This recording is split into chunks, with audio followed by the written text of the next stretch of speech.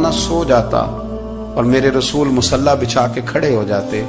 او یار کھیتی باڑی کر کے نہیں, محنت مزدوری کر کے نہیں. جناب عائشہ کہتی ہیں میں یہ بھی دیکھتی کہ حضور ایک آیت شروع کرتے تو ساری رات اسی کو پڑھتے, اور میری نظر جاتی تو قدم مبارک پہ ورم آ جاتا.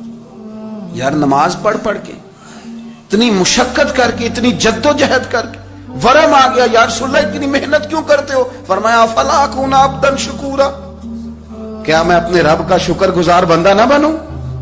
صحابہ کا ذوق عبادتوں کا, ریاضتوں کا, تلاوتوں کا, طبیعت ہے ان کی. وہ ایک دوسرے کو, حضرت مولا علی شیر خدا کرم اللہ تعالی وجہہ الکریم کے زمانے میں روم کے بادشاہ نے کہا یار یہ مسلمانوں کا پتہ تو کرو, یہ آخر کیوں اتنے زیادہ مجاہد ہیں. اس زمانے میں جاسوس بھیجنے کا مزاج تھا, اب تو جاسوس پکڑا جاتا ہے, اب تو جاسوس ہو, اور جاسوسی کا شوق ویسے آج بھی ہے. عرض کروں تھوڑی سی بات اس عنوان سے. پتہ کیا ہمارا مسئلہ ہے, ہم جہاں جاتے ہیں نا وہاں تھوڑی خوشبو سونگنے کی کوشش کرتے ہیں. وہ کیا ہے تو یہ کیا ہے تو ادھر کیا ہے تو تھوڑا سا ادھر کیا ہے. میرے رسول پاک پڑھیے درود شریف, سارے پڑھیے ذرا زور سے, صلی اللہ تعالی. نبی پاک علیہ السلام نے فرمایا جاسوسی نہ کرنا ورنہ تم بندوں کو خراب کر دو, اور فرمایا اس طرح نہ ہو کہ تم کسی کے آپ کھول نہ نکلو تو تمہارے پہلے کھول جائیں.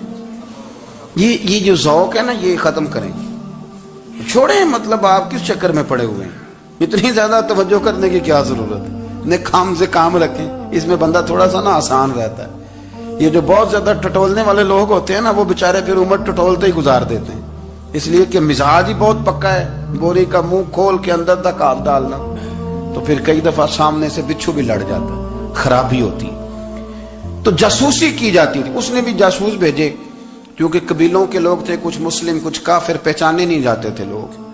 تو کچھ لوگ اس نے بھیجے, انہوں نے آ کے نا تحقیق کی, ریسرچ کری کہ آخر ماجرا کیا ہے. تو واپس جا کے انہوں نے رپورٹ دی نا روم کے بادشاہ کو. اس رپورٹ کا ایک جملہ بڑا شاندار ہے. وہ کہنے لگا بادشاہ ہمیں مسلمانوں کی کوئی سمجھ نہیں آئی, ہمیں کوئی سمجھ نہیں آئی. انہوں نے کہا کیوں نہیں سمجھ آئی؟ کہنے لگے یار عجیب بندے ہیں, جب رات مصلی پہ بیٹھتے ہیں تو یوں لگتا ہے ان کا دنیا سے رشتہ ہی کوئی نہیں, کوئی کسی کو نہیں جانتا. کوئی اپنے دکھ سنا کے رو رہا ہے, کوئی اپنی بات کر کے رو رہا ہے. لگتا ہے کہ ان کا کوئی رشتہ ہے ہی نہیں جب مصلی پہ بیٹھتے ہیں. اور فرمایا جب سویرے یہ جہاد کرنے نکلتے ہیں تو لگتا ہے ان سے زیادہ دلیر ہی کوئی نہیں. حالانکہ جو مسلوں پہ رونے دھونے کے لوگ ہوتے ہیں وہ کئی دفعہ جہاد میں کام نہیں کرتے, لیکن عجیب لوگ ہیں کہ رات کے راہب ہیں, دن کے مجاہد ہیں, کوئی سمجھ نہیں آتی. میرے عزیز ان لوگوں نے مصلی آباد کر کے رکھا, تلاوتیں ان کا ذوق رہی, منظر روز پڑھنا, اسباق پڑھنا, وظائف پڑھنا, یہ ان کا ذوق رہا. اعلیٰ حضرت بریلوی رحمت اللہ نے 1000 کتاب لکھی ہے, لیکن الوظیفۃ الکریمہ کے نام سے جو وہ صبح و شام وظائف پڑھتے تھے وہ الگ انہوں نے ان کو بیان کیا. پابندی کے ساتھ اپنی اللہ اللہ کرتے تھے. شیخ شہاب الدین سہروردی رحمت اللہ علیہ اس پر ایک بندے نے اعتراض کیا. اس نے کہا جی آپ کس قسم کے صوفی ہیں, مرید بیٹھے ہیں اور آپ وہاں نفل پڑھ رہے ہیں. یہ بھی بڑا مسئلہ ہوتا ہے نا, جو بندہ ملنے آتا ہے وہ اپنے ٹائم کے حساب سے آتا ہے, اور پھر اس کا یہ بھی خیال ہوتا ہے کہ پیر صاحب جو ہیں وہ چونکہ درویش ہیں تو نہ انہیں روٹی کھانی چاہیے نہ سونا چاہیے, چونکہ وہ درویش ہیں, اور ہم چونکہ درویشوں کے ماننے والے ہیں لہذا ہمارا یہ طریقہ ہونا چاہیے کہ جیسے ہم کہیں درویش ویسے ہی کر جائے. حالانکہ جس کو آپ درویش کہیں گے آپ اس کی مانیں گے, آپ منوائیں گے نہیں, ہمارا مزاج ہوتا ہے. شیخ شہاب الدین پر لوگوں نے اعتراض کی, حضور لوگ ملنے آئے ہیں, زیارت کرنے آئے ہیں, یہ بندے دعا کرانے آئے ہیں, اللہ اللہ کرانے آئے, اور آپ نفل پڑھ رہے ہیں. کیا جملہ ہے, کیا حسن ہے, کیا خوبصورتی ہے. فرمانے لگے رب رسول سے مانگنے کے لیے مصلی بچھایا ہے, اگر وہاں سے مانگوں گا نہیں تو تمہیں دوں گا کیا, پہلے مجھے کچھ لے تو لینے دو, اگر میرے پلے کچھ ہے ہوگی تو آگے دوں گا نا. تو میں مانگنے گیا تھا کہ یا اللہ دے, تیرے بندے لینے آئے دے, تو میں کچھ لوں گا تو آگے دوں گا نا. لیکن ہمارا یہ سٹیٹس, یہ مزاج, یہ شعور نہیں ہے. گپیں, کہانیاں, داستانیں, گفتگو, خطابت, واز, کیا بات. لیکن اگر کچھ کرنے کا کام ہو تو وہ نہیں ہم سے ہوتا. میرے نبی کریم علیہ الصلوۃ والسلام نے مصلی سے دل لگانے کا درس دیا, حضور نے توجہ دلائی. صحابہ اس ذوق کے حامل لوگ تھے, وہ کوشش کرتے تھے. جناب صدیق اکبر رضی اللہ تعالیٰ عنہ کا عبادت کا مزاج ہمیشہ قائم رہا. حضرت عمر فاروق ساری رات اللہ کے حضور کھڑے رہے. حضرت عثمان غنی رضی اللہ تعالیٰ عنہ عشاء کی نماز پڑھ کے 2 رکعتوں کی نیت باندھتے تھے. 15 سپارے پہلی رکعت میں پڑھ دیتے تھے اور 15 سپارے قرآن مجید کے دوسری رکعت میں پڑھ دیتے. آپ نے نا حضرت عمر فاروق کے وصال کے بعد ان کی ایک بیوہ سے نکاح کیا. حضرت عثمان غنی نے نکاح کیا. وہ خاتون آپ کے نکاح میں آئیں تو عرض کرنے لگی امیر المومنین میرے لیے یہ اعزاز تو بہت ہے کہ میں امیر المومنین کی بیوہ تھی تو امیر المومنین کی منکوحہ ہو گئی ہوں، لیکن حضور نہ تو میں جوان ہوں کہ میرے اندر رغبت ہوتی اور نہ میں اب اس قابل ہوں کہ کوئی خدمت کر سکوں، میرے ساتھ نکاح کی وجہ کیا بنی؟ تو عثمان غنی رو پڑے. فرمانے لگے میں نے عمر فاروق کو مسجد میں دیکھا ہے، عدل کرتے دیکھا ہے، انصاف کرتے دیکھا ہے، امت کی خیر خواہی کرتے دیکھا. تمہارے ساتھ نکاح اس لیے کیا ہے کہ تم مجھے یہ بتاؤ کہ عمر فاروق گھر کے اندر اپنے رب کو کیسے راضی کرتے، گھر کے اندر کیسے راضی کرتے تھے، وہ طریقے بتلاؤ، تم بتاتی جانا اور میں بھی اسی طرح گھر میں عبادت کروں. میرے رسول کریم علیہ الصلوۃ والسلام نے ارشاد فرمایا، حضور فرمانے لگے جس گھر میں اللہ کا ذکر ہوتا ہے وہ گھر زندوں کا ہے، اور جس گھر میں رب کریم کا ذکر نہیں ہوتا وہ گھر زندوں کا نہیں ہے. گھر نا ہم نا کتابوں میں پڑھتے ہیں کہ ایک بزرگ کہتے ہیں، حضرت فضیل بن عیاض کہتے ہیں کہ میں ایک گلی سے گزر رہا تھا تو گھر کے اندر کسی قاری صاحب نے قرآن کی آیت پڑھ دی ولی من خاف مقام ربہ جنتان. میں تے میرے کانوں سے ٹکرائی تو اللہ نے میری کایا ہی پلٹ دی، میں توبہ کر گیا. اب گھر کے اندر سے آواز آئے تو صحیح نہ تلاوت کی، پر اندر سے آواز آتی نہیں، یا ڈیک بجنے کی آواز آتی ہے، یا ٹی وی چلنے کی آواز آتی ہے، یا دھوم مچانے کی آواز آتی. عبادت کا وہ جو خاص شوق تھا، وہ جو حسن تھا، وہ جو توانائی تھی، وہ جو بات تھی. ایک جگہ پہ ہم بیٹھے تھے تو وہاں ایک صاحب آئے اور انہوں نے آتے ہی کہا کہ مہربانی کریں ذرا مجھے مصلی دے دیں، میرے نہ کچھ نفل رہ گئے. تو میں نے وضو کر لیا تو کوئی مصلی مل جائے، مصلی انہیں دے دیا گیا. وہ مصلی لے کے چلے گئے تو پیچھے ایک صاحب نے تبصرہ کیا، کہنے نے کتنا ریاکار بندہ ہے، لوگوں کو دکھا رہا ہے کہ میں نفل پڑھتا ہوں، ہے کوئی بات کرنے والی. میں نے اسے کہا، میں نے کہا تو مہربانی کرنا اس طرح کی ریاکاری تو بھی کر، پکڑ مصلی اور جا تو بھی تھوڑی ریاکاری کر کے آ، اٹھ ذرا شکر کر. کوئی یہ ریاکار بھی ملا ہے، کوئی نفل پڑھ کے ریاکاری کر رہا ہے. اللہ کا میں کہتا ہوں کو پڑھے تو صحیح نہیں، یہ کوئی دور ہے نفل پڑھنے کا؟ اس میں تو لوگوں کا مزاج ہی نہیں، طبیعت ہی نہیں. میں نے کہا چل مہربانی کر یہ لے مصلی اور تو بھی جا تھوڑی سی ریاکاری کرو تو صحیح نا. مزاج ہی نہیں، ذوق. جمعے کی نماز پڑھ کے یوں دنیا بھاگتی ہے، او ہو پتہ نہیں کون سی پیچھے آگ تھی جو بجھائی جائے گی. اور آج تک لوگ مسئلہ پوچھ رہے ہیں کہ جمعے کی بعد والی سنتیں کتنی ہوتی ہیں. میں نے کہا کتنے سال ہو گئے جمعہ پڑھتے، کتنے سال ہو گئے، ابھی تک سنتوں کا نہیں پتا، ابھی تک نہیں علم کے پہلے کتنی رکھتے ہیں اور بعد میں کتنی رکھتے ہیں. فجر کی سنتیں کب پڑھنی چاہیے؟ سنو فجر کی سنتوں کے بارے میں. میرے رسول کریم سید عالم صلی اللہ تعالی علیہ وسلم سے ایک صحابی نے پوچھا تھا، حضور میری فجر کی سنتیں رہ گئیں یا رہ جاتی ہیں تو حکم کیا ہے؟ کیا انداز ہے حضور کا. بخاری مسلم کے لفظ سنو. حضور سید عالم صلی اللہ علیہ وسلم فرمانے لگے، اس نے کیا پوچھا تھا؟ حضور جواب کیا دیتے ہیں؟ فرمایا فجر کی سنتیں کبھی نہ چھوڑنا، فجر کی پہلی 2 سنتیں کبھی نہ چھوڑنا. یا رسول اللہ صلی اللہ تعالی علیہ وسلم میری رہ گئی ہیں، رہ جاتی ہیں. فرمایا فجر کی 2 سنتیں نہ چھوڑنا. فرمایا فجر کی پہلی 2 سنتیں مجھے دنیا اور دنیا کے اندر جو کچھ ہے وہ سب سے زیادہ پیاری ہے. فجر کی 2 سنتیں دنیا اور دنیا میں جو کچھ ہے مجھے وہ سب سے زیادہ پیاری ہیں، اس لیے فجر کی سنتیں نہ چھوڑنا. اپنا ذوق، اپنی طبیعت، ہم نے نا ذوق غلط بنا لیا ہے. اگر 20 بندے کہہ بھی دیں گے تو نے بڑی شاندار تلاوت کیا تو کیا اس سے بنے گا؟ 100 بندہ کہہ بھی دے تیری کیا بات ہے، کیا بات ہے نعت خاں کی، کیا بات ہے علامہ صاحب کی، پیر صاحب کی، پیر مہر علی شاہ صاحب رحمت اللہ علیہ. آپ تشریف فرما تھے تو آپ کے ایک ہی بیٹے بابو جی جن کو کہا جاتا ہے، جس دن صاحبزادے پیدا ہوئے تو خادم نہ وہاں سے نکلا. ان لوگوں کے شوق اور طرح کے تھے نا تو ان کی توجہ بھی اپنے شوق کی طرف رہتی. تو خادم نکلا اندر سے، پیر صاحب مبارک ہو، پیر صاحب مبارک ہو، پیر صاحب مبارک ہو، پیر صاحب مبارک ہو. شور کر رہا ہے تو پیر صاحب کو وجد ہو گیا، اللہ اکبر اللہ اکبر اللہ. وہ کیا ہوا؟ کس بات کی مبارک دے رہے ہو؟ عرض کی حضور اللہ نے بیٹا دیا ہے۔ تو آپ فرمانے لگے اچھا حضور آپ کیا ہوا، آپ تو پریشان ہو گئے۔ فرمانے لگے جب تو نے 3 دفعہ کہا نا مہر علی کو مبارک ہو، تو میں سمجھا تھا شاید تجھے کسی نے بتا دیا ہے کہ مہر علی سے اللہ راضی ہو گیا۔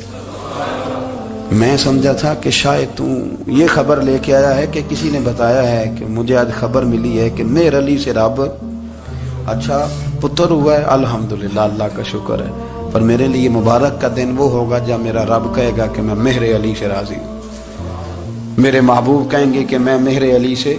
آپ بات کو سمجھیں، شوق ہی کسی اور طرف تھا، دل ہی کہیں اور لگا ہوا تھا، طبیعت ہی کہیں اور مائل تھی۔ کوئی وظیفہ پوچھتے تھے تو پڑھتے تھے وہ لوگ، کچھ اللہ اللہ انہیں بتائی جاتی تھی تو کرنے کا ذوق رکھتے تھے، طبیعت تھی، قائل تھے۔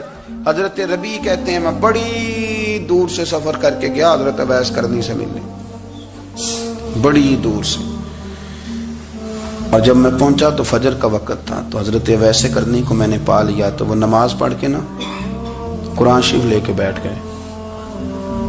فرماتے ہیں اشراق چاشت کا وقت ہوا تو نفلوں کی نیت باندھ لی۔ محدث ابن الجوزی نے لکھا ہے، فرماتے ہیں پھر جب زوال کا وقت ہوا تو مسجد میں جھاڑو دینے لگ گئے۔ زور کی نماز پڑھ کے تو عصر کی تیاری تک وہ مسجد میں بیٹھے رہے، اور میرے نبی پاک علیہ السلام نے فرمایا جو نماز کے انتظار میں بیٹھا ہو وہ نماز ہی میں ہے، وہ نماز ہی میں ہے۔ فرمایا میری دنیا، میری امت کی جو رہبانیت ہے نا وہ اتنی ہے کہ نماز کا انتظار کرے، اذان کے بعد نماز کا یہ راہب ہے، یہ اس وقت چھوڑ کے بیٹھے ہیں سارا کچھ۔ فرماتے ہیں عصر تک انہوں نے اللہ اللہ کی، پھر مغرب تک کی، عشاء کی نماز ہوئی تو نماز پڑھی تو وہ تھک گئے، اب مجھے وہ فارغ ہوں مصلی چھوڑے تو میں ملاقات کروں نا۔ یہ آپ حیران نہ ہو کہ اتنی دیر بندہ کیسے اللہ اللہ کر، ہم نے کی نہیں نا اس لیے ہم پریشان ہیں، جو عادی ہوتے ہیں وہ کر بھی لیتے ہیں، وہ یہ کام۔ میری بات کی سمجھ آ رہی ہے؟ جب جاتے ہو کسی دفتر میں تو 8 گھنٹے کھڑے رہ لیتے ہو نا، مجبوری ہوتی ہے تو کھڑے رہا جا سکتا ہے۔ پاسپورٹ کے دفتر بولیے، امیگریشن کی لائنوں میں، اور میں نے تو امبیسیوں میں بندے 12 گھنٹے پہلے جا کے کھڑے دیکھے، رہ لیتے ہیں کھڑے۔ تو اگر ان کاموں کے لیے رہا جاتا ہے تو اللہ رسول کے لیے بھی کھڑے رہا جا سکتا ہے۔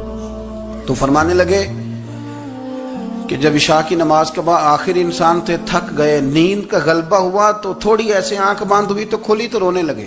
حضرت ویسے کرنی رو کے کہنے لگے مالک مجھے غافل تو نہ کر، ابھی میں نے کیا بھی کچھ نہیں، دن ختم ہو گیا، کوئی نفل نہیں، کوئی اللہ اللہ نہیں، اللہ مجھے غافل نہ کر، میری مدد فرما۔ فرماتے ہیں جب وہ روئے تو میرے ساتھ جو شخص تھا میں نے کہا اٹھو چلیں، کہنے لگا حضور ملنا نہیں، فرمایا جو میں لینے آیا تھا وہ مجھے مل گیا، جو میں ان سے سیکھنے آیا تھا وہ مجھے نصیب ہو گیا، اب اور میں نے کیا لینا، ختم ہو گئی بات، اٹھو چلیں۔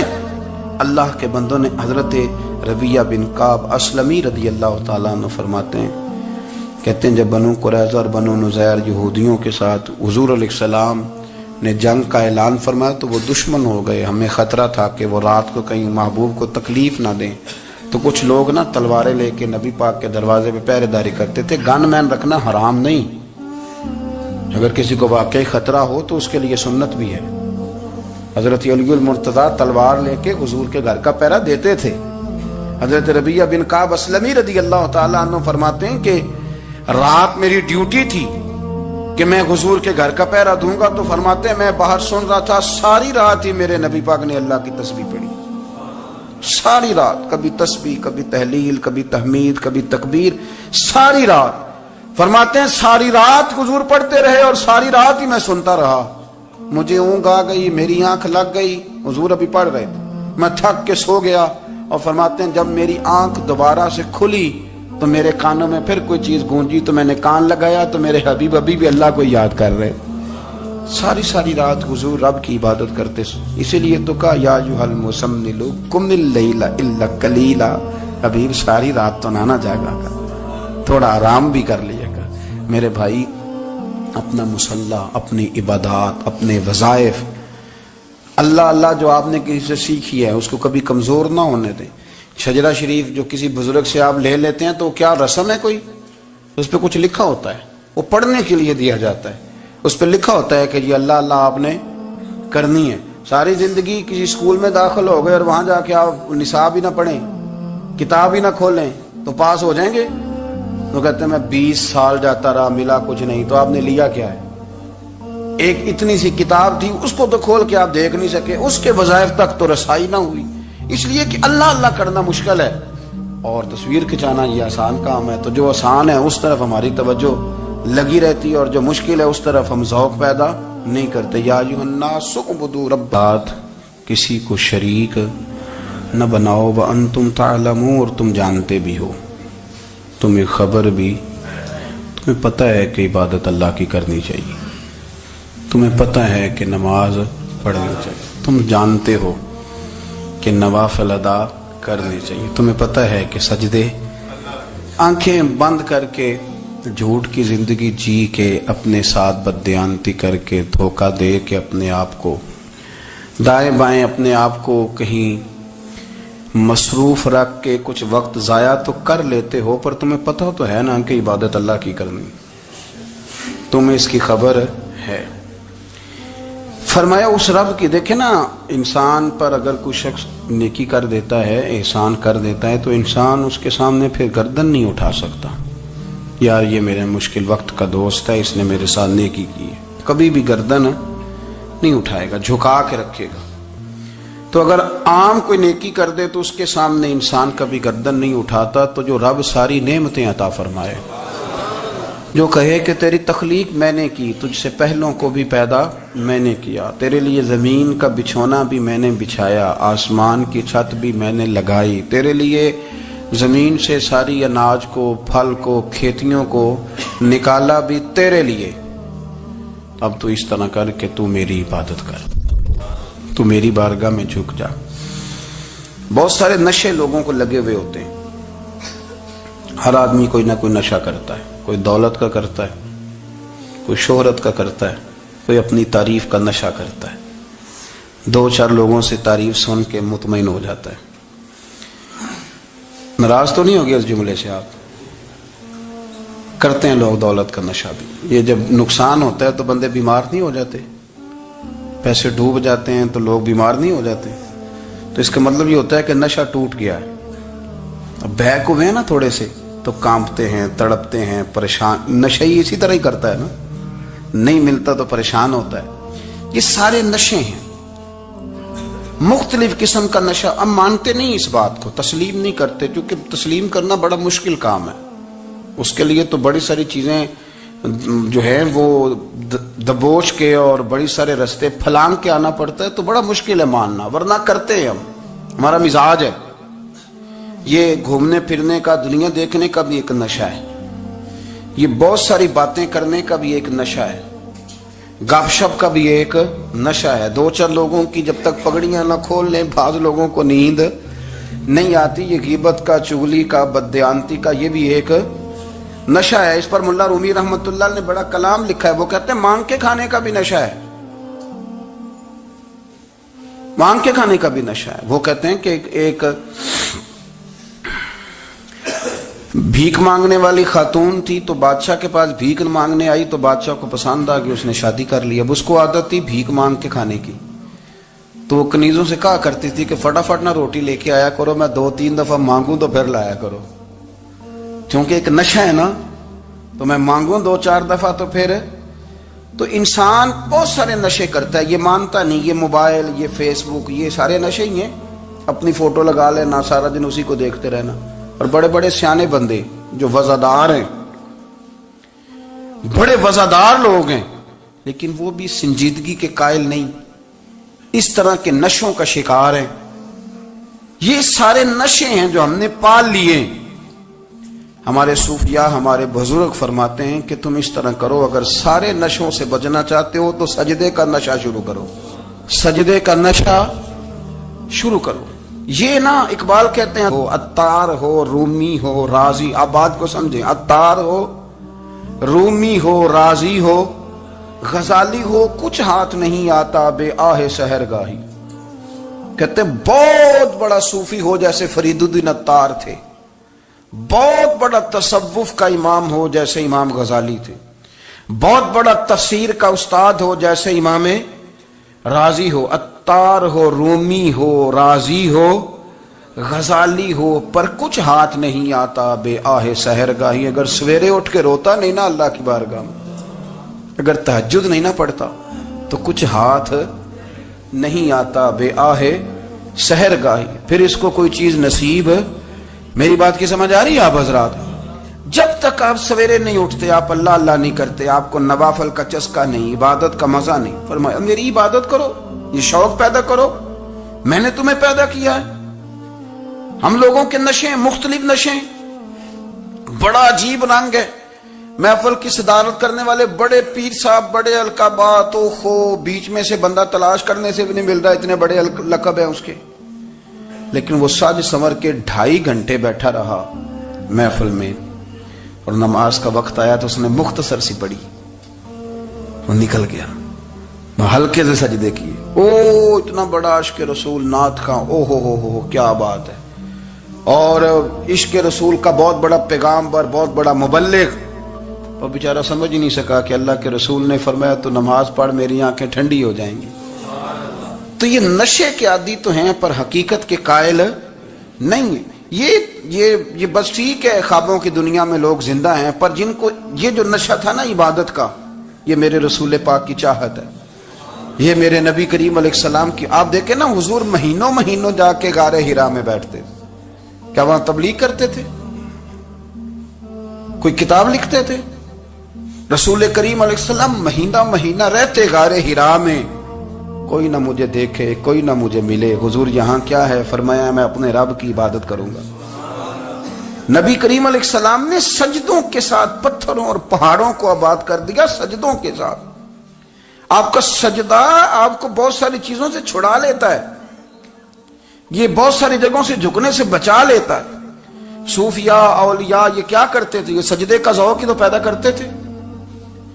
سجدے کا ذوق. شاہ عبد العزیز دباغ رحمت اللہ تعالی علیہ اپنے مریدوں سے فرمایا کرتے تھے کہ اگر تم پکے نمازی بن جاؤ نا, تہجد گزار ہو جاؤ, تو میرے پاس آنا جانا چھوڑ دینا. عرض کی حضور کیوں؟ فرمایا میں تمہارے اور رب رسول کے راستے میں رکاوٹ نہیں بننا چاہتا, اور میرا مقصود ہے تمہیں وہاں تک پہنچانا. جب پہنچ گئے تو پھر میری ضرورت ختم ہو گئی. ہاں کبھی وسوس آئے, شک پیدا ہو, تکلیف ہو تو آنا, ورنہ میں نہیں چاہتا کہ میں رکاوٹ بنا رہوں. تم اللہ اللہ کرو, اس مالک کو راضی کرو. میرے رسول پاک علیہ وسلم نے فرمایا بندہ اللہ کے سب سے قریب اس وقت ہوتا ہے جب وہ سجدے کی حالت میں ہوتا ہے. کس کے قریب ہوتا ہے؟ اللہ کے سب سے قریب ہوتا ہے. وہ بڑا نیڑے ہے رب کے, بڑا قریب ہے, اس لیے کہ وہ حالت سجدہ میں. وہ جب سجدے کرتا ہے نا, اس کی بارگاہ میں جب جھک جاتا ہے. آپ ذرا سجدے کی کیفیت دیکھیں نا, زبان بھی یہاں ہے, آنکھ بھی یہاں ہے, کان بھی, عقل بھی ساری, اس نے سارا کچھ رکھ دیا سجدے میں. آپ وہ کبھی پیچھے جائیں تو دیہاتوں میں کہا جاتا تھا ناک سے نکیریں نکالو, بہت بڑی سزا ہوتی تھی نا, ناک سے نکیریں نکالو, بڑی سزا ہوتی تھی. تو اس نے کہا مالک مجھے کسی نے کہا نہیں, پر دیکھنا میں نے رکھ دی ساری عقل سجدے میں, اور رکھ کے کہا کیا سبحان ربی یا اللہ میں پست ہوں تو اعلیٰ ہے, اللہ تو میرا رب ہے اور تو سب سے اعلیٰ. اتنا. اور فرمایا جب یہ اس کیفیت میں ہوتا ہے تو پھر یہ اپنے رب کے قریب ہوتا ہے. کثرت عبادت, نوافل. ہمارے ہاں عمرے کی قرآن اندازی محفلوں پہ ہونے لگ گئی ہے, حالانکہ حدیث سے ثابت نہیں. میں دوستوں سے کہتا ہوں جائز ہے, کرنی چاہیے. عمرے کی قرآن اندازی جائز ہے, پر کسی حدیث میں نہیں آئی کہ قرآن اندازی کرو عمرہ کرو. حدیث میں قرآن اندازی یہ آئی ہے کہ نبی پاک علیہ السلام نے فرمایا تمہیں پتہ چل جائے نا پہلی صف کا ثواب کتنا ہے, تم قرآن اندازی کرو. عمرے کی قرآن اندازی کا تو پوسٹر چھپتا ہے, تو یہ والی قرآن اندازی کب ہونی ہے؟ ہونی چاہیے کہ نہیں؟ حضور نے فرمایا تمہیں پتہ چلے کہ اس کا ثواب کتنا, تو تم قرآن اندازی کرو, تم قرآن ڈالو. جب آپ نماز پڑھ رہے ہوتے ہیں, جب آپ کا مصلی آباد ہوتا ہے, صلاح الدین ایوبی ایک بزرگ سے ملاقات ہو گئی, بیت المقدس پر قبضہ تھا عیسائیوں کا, تو صلاح الدین بڑے پریشان تھے. وہ بابا جی کہنے لگے پتر کیا ہوا؟ کہنے لگے حضور پتہ چلا ہے دشمن کے 2 بحری بیڑے اسلحہ لے کے آ رہے ہیں. مسلمان پہلے ہی کمزور ہیں اور اب اگر 2 بحری بیڑے اور آ گئے تو حضور مسئلہ بن جائے گا. تو میں پریشان ہوں کہ کس طرح یہ کم مسئلے والی ہماری فوج ہے کیسے مقابلہ کرے گی. تو بابا جی کہنے لگے پتر اس طرح کرنا آج رات تو بھی دعا کرنا اور میں بھی کروں گا. تو بھی دعا کرنا, آپ ناراض نہ ہونا. ہم تو پیروں والے ہیں, ہم تو پیروں کے نوکر غلام ہیں, ہمارا تو گزارا ہی نہیں, ہمیں تو ملتا ہے سارا کچھ وہاں سے. پر میرا سوال یہ ہے کہ تعویذ لینے جاتے ہو نفل کیوں نہیں پڑھتے؟ رات اللہ اللہ کیوں نہیں کرتے؟ یہ بھی تو ہمارے بزرگوں کا ہی طریقہ ہے, انہوں نے تو ہمیں سکھایا ہے. صلاح الدین ایوبی سے بزرگوں نے کہا کہ رات آج نا اللہ اللہ کرنا, تو میں تیرے لیے دعا کروں گا, تو بھی دعا کرنا. تو بندہ جب دکھی ہوتا ہے تو سجدہ کرتا ہے تو پھر ہی تو مصلی بھیگ جاتا ہے, پھر ہی تو مزہ آتا ہے. سکھی بندہ تو کعبے جا کے نہیں روتا. دکھی تھے, تکلیف تھی, تو سر رکھا سجدے میں تو تڑپ گئے. اور وہ بابا جی کہتے ہیں میں مسجد آیا تو صلاح الدین چیخے مار کے رو رہا تھا اور کہہ رہا تھا مالک میں کوئی اپنی شان کے لیے تو نہیں نہ لڑ رہا, اللہ کو میں کوئی قبضوں کے لیے تو نہیں لڑ رہا, مالک تیرے لیے لڑ رہا ہوں, مجھے بے آبرو نہ کرنا, میری مدد فرمانا. کہتے ہیں میں آیا تھا کہ مسجد میں دعا کروں گا, پر صلاح الدین ایوبی کو روتے دیکھا تو میں لوٹ گیا. تو سویرے صلاح الدین ملے تو بڑے خوش تھے. میں نے کہا پتر کیا ہوا؟ کہنے لگے حضور وہ بحری بیڑے 2 آ رہے تھے نا اسلحہ لے کے, دونوں ڈوب گئے پانی میں ڈوب گئے. تو بابا جی کہنے لگے صلاح الدین وہ پانی میں نہیں ڈوبے, وہ تیرے آنسوؤں میں ڈوب گئے, وہ غرق ہو گئے. وہ جو تو نے مسلح بات کیا تو وہ تیرے آنسوؤں میں ڈوب گئے, وہ غرق ہو گئے, وہ تباہ اتنے قیمتی تھے تیرے آنسو کے بہا لے گئے دشمن کے بحری بیڑوں کو. میرے بھائی ٹھیک ہو گیا جی, میرے عزیز سمجھ لیں اس بات کو ہمیشہ کے لیے, اور اس پر غور کر لیں اچھے طریقے سے کہ میرے رسول کریم سید عالم صلی اللہ علیہ وسلم نے نا ہماری توجہ دلائی, حضور نے ہمیں بتلایا, ہمارا ذوق بڑھایا عبادت کی طرف. ایک صحابی تھے حضرت ابو فاطمہ رضی اللہ تعالیٰ عنہ, یہ ترمذی شریف کی حدیث ہے. نبی پاک علیہ السلام نے فرمایا ابو فاطمہ قیامت کے دن مجھ سے جلدی ملنا چاہتے ہو کہ دیر کے ساتھ؟ تو کہنے لگے حضور کون ہوگا جو دیر سے ملنا چاہے گا, ہم نے تو جان دے دی وعدہ دیدار پر.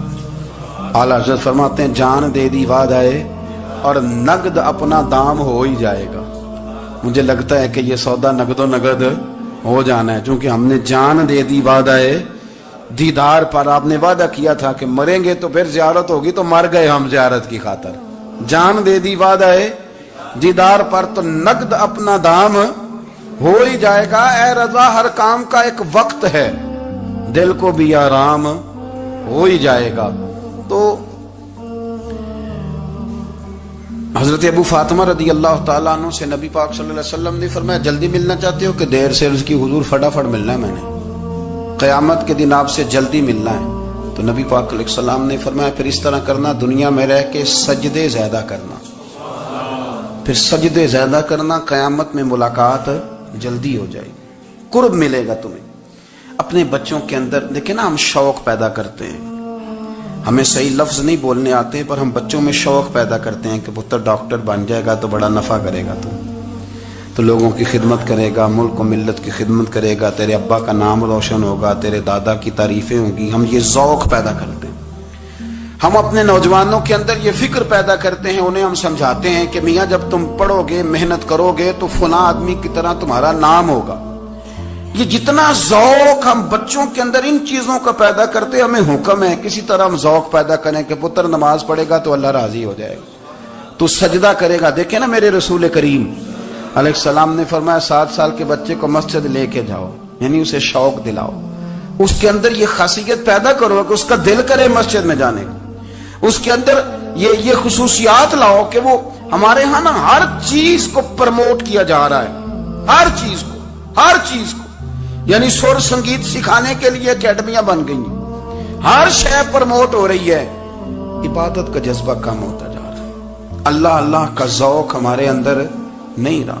اور اتنا مشکل ہم نے اپنے لیے بنا لیا ہے کہ وہ بندہ جو بڑی زبردست مذہبی گفتگو کر رہا تھا اور تگڑی بات کر رہا تھا, کیا بات ہے, لیکن نماز کے بارے میں کمزوری دکھا جاتا ہے، نوافل کے بارے میں وہ چپکے سے نکل جاتا ہے۔ امام احمد بن حنبل رحمۃ اللہ تعالی علیہ، مسند امام احمد بن حنبل 14 جلدوں میں ہے مارکیٹ میں، اور مجھے تو خیر پسند ہی بڑی ہے، میں نے تو کئی دفعہ پڑھی ہے۔ اور کیا بات ہے امام احمد بن حنبل کی، کیسے تگڑے قسم کے محدث تھے، اور اللہ نے کتنا انہیں اعزاز عطا فرمایا ہوا تھا۔ یہ کوڑے بھی کھاتے تھے دین کی خاطر، سارا کرتا لہو سے بھر بھی جایا کرتا تھا، بڑا اعزاز والا شخص تھے، بڑے اعزاز والے۔ حدیثیں جمع کرنا، حدیثیں لکھنا، حدیث پڑھانا، سارا دن رہتے تھے۔ کہہ سکتے تھے کہ میں کر تو رہا ہوں کام، اور حدیث بھی موجود ہے کہ عالم عابد سے افضل ہوتا ہے، پر اس کے باوجود امام احمد بن حنبل رحمۃ اللہ علیہ 300 نفل فرض نمازوں کے علاوہ پڑھا کرتے تھے، 300 نوافل روز پڑھا کرتے تھے۔ ان کے بیٹے نے کہا ابا جی مکان خریدنا ہے تو وہ جگہ کہاں کر کے لوں، بہت ساری آبادیاں، تو فرمایا پتر وہاں لینا جہاں مسجد قریب ہو۔ میرے رسول کریم سید عالم صلی اللہ علیہ وسلم اتنا پسند کرتے مسجد کو، اتنا پسند کرتے نماز کو، کہ رسول کریم صلی اللہ علیہ وسلم تہجد کی نماز بھی پڑھتے، پھر حضور فجر کی نماز بھی پڑھتے، نبی پاک وتر کو الگ کر کے پڑھتے، عشاء کے ساتھ نہیں پڑھتے۔ یہ تو ہم اس لیے اجازت دی ہمارے بزرگوں نے کہ بعد میں اٹھے گا کون علیحدہ وتر پڑھنے کے لیے، عشاء کے ساتھ پڑھ لے۔ وتر پڑھتے، تہجد پڑھتے، فجر پڑھتے، اشراق پڑھتے، چاشت پڑھتے، پھر مغرب کی نماز کے بعد 6 رکعت اوابین پڑھتے، پھر رات کو صلاۃ اللیل پڑھتے۔ سیدہ عائشہ صدیقہ کہتی ہیں زمان